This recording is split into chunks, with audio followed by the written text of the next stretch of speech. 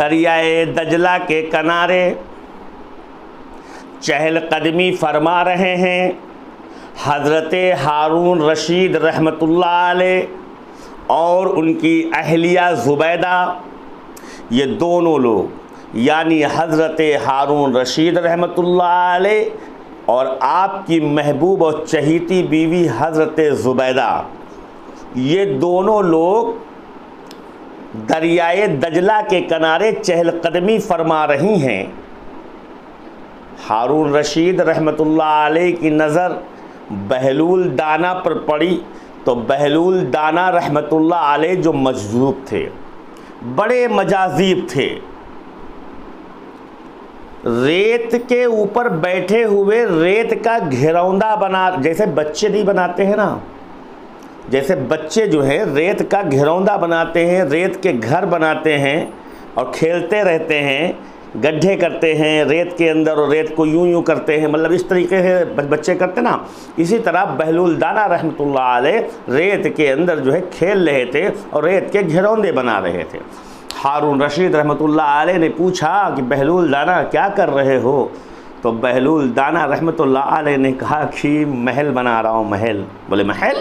بولے جی جنت کے اندر محل بنا رہا ہوں۔ ہارون رشید رحمۃ اللہ علیہ مذاق سمجھ کے آگے گزر گئے، لیکن ہارون رشید کی بیوی زبیدہ نہیں ہٹی وہاں سے۔ ہارون رشید کافی دوری پر نکل جاتے ہیں، ہارون رشید کافی دوری پہ نکل جاتے ہیں، لیکن زبیدہ جو ہے وہیں پر رک کر بہلول دانا سے پوچھتی ہیں کہ بہلول دانا یہ جو محل تم بنا رہے ہو یہ بیچو گے؟ یہ جو جنت بنا رہے ہو بیچو گے؟ بہلول دانا نے کہا کہ ہاں بیچیں گے۔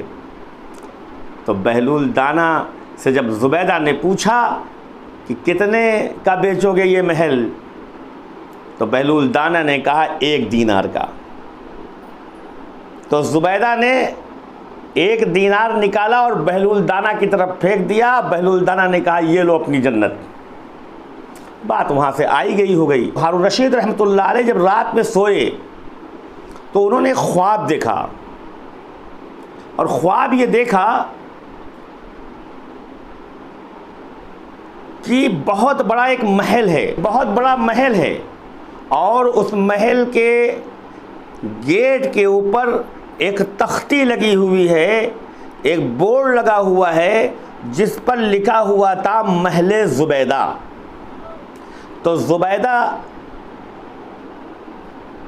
جس بورڈ پر لکھا تھا، جس محل کے گیٹ پر لکھا تھا، اس گیٹ کے پاس جب ہارون رشید پہنچے تو ہارون رشید رحمۃ اللہ علیہ نے سوچا کہ یا لاؤ یہ زبیدہ کا محل ہے، دیکھیں اس کے اندر جا کے کیا ہے۔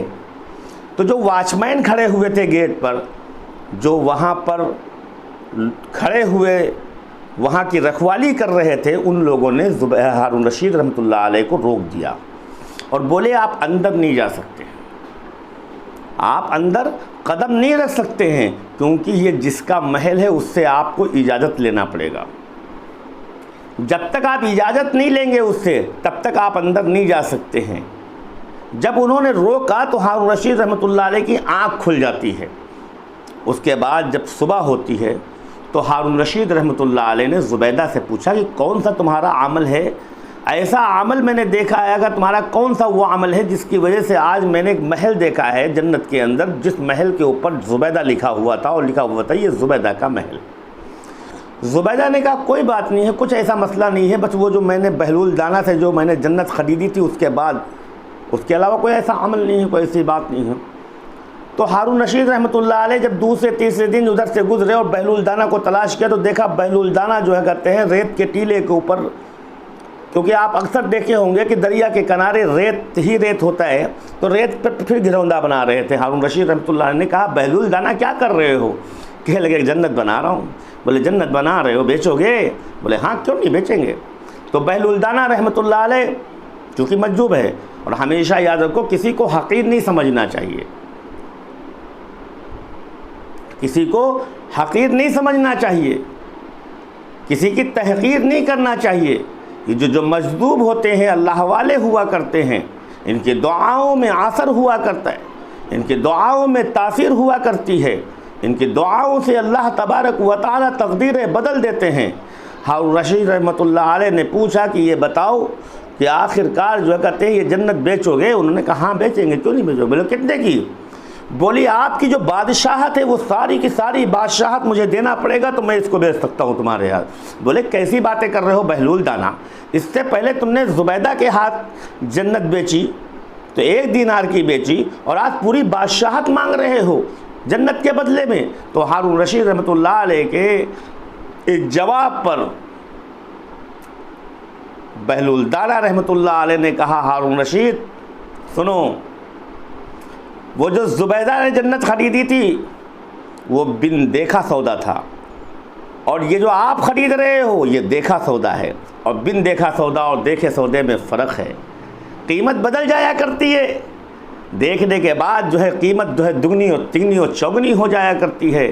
ہارون رشید رحمۃ اللہ علیہ نے سوچا کہ یہ کتنا بڑا مجذوب ہے جو اللہ نے اس کو کشف کر دیا اور میرے خواب کے بارے میں اس کو بتا دیا۔ میرے محترم دوستوں اور بزرگوں اور میری مائیں اور بہنیں، یہ ہے اللہ والوں کی کرامت، اور یہ ہے اللہ والوں کیا کہتے ہیں مطلب ہنر، اور یہ ہے اللہ والوں کا کیا کہتے ہیں رویہ۔